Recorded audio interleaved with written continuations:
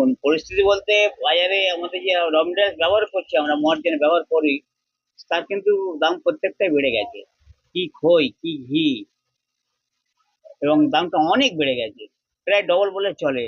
যেখানে আমরা কাজু কিনতাম দেখা যাচ্ছে 650 টাকায়, 6500 টাকা টিন, সেখানে দেখা যাচ্ছে আপনার প্রায় 9.5 10 এরকম হয়ে গেছে।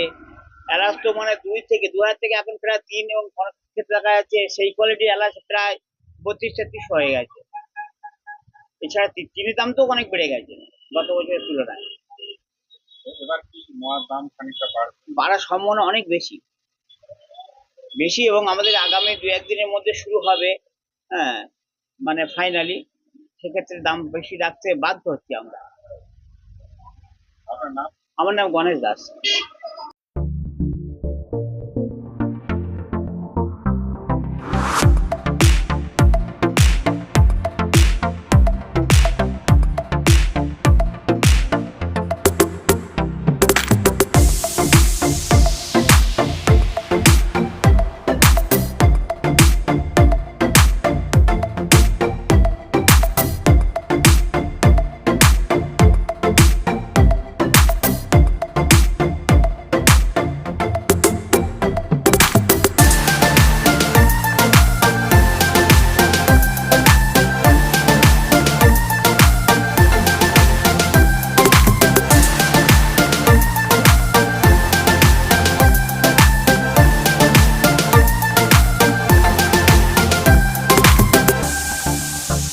পরিস্থিতি এই মুহূর্তে মহা তো হালকা হালকা পড়েছে কি পরিস্থিতি? হালকা হালকা শীত পড়েছে, এবার আমরা দোকান নিয়ে বসছি।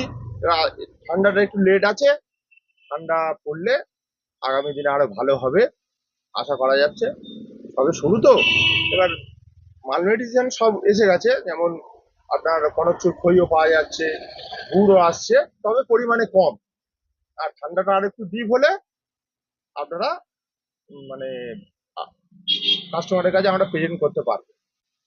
এই কম হওয়ার কারণটা কি? পরিমাণ দাম কম হওয়ার কারণ ওয়েদারটা যদি ঠান্ডা থাকে তাহলে তো গাছ থেকে রসটা বেরোবে, নাহলে তো দুদিন ঠান্ডা দুদিন গরম এরকম হলে তো রসটা পাওয়া যাচ্ছে না। আপনার নাম? আমার নাম প্রদীপ পাল।